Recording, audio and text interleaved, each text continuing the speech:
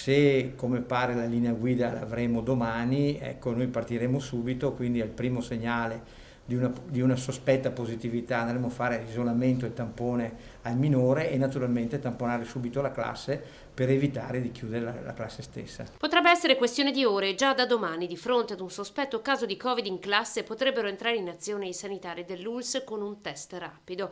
Test conferma o meno della positività a quarantena oppure no. Un passaggio decisivo che cambierebbe le sorti della scuola in tempo di Covid. La Regione ha deciso di anticipare, come rileva il direttore generale Francesco Benazzi, il Ministero, con linee guida regionali che dovranno essere approvate dal Comitato Tecnico Scientifico regionale. Per me la linea guida della Regione è legge, è norma.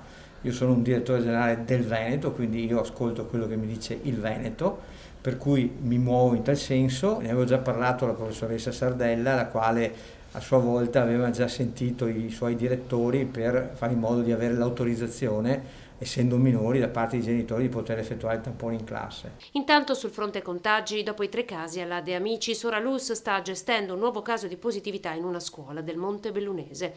Sul ruolo del pediatra e sulla sua discrezionalità nel prescrivere o meno i tamponi è già previsto un incontro. Martedì incontreremo i colleghi pediatri, ce ne parleremo insieme per vedere appunto di fare questo filtro, che è un filtro, deve essere un filtro importante per evitare code o sovrapposizioni di persone che arrivano ai Covid point. Ad Oderzo e Conegliano intanto l'ULSS da sabato attiverà i nuovi drive-in punto di accesso per eseguire tamponi. Saranno aperti dalle 7 alle 19.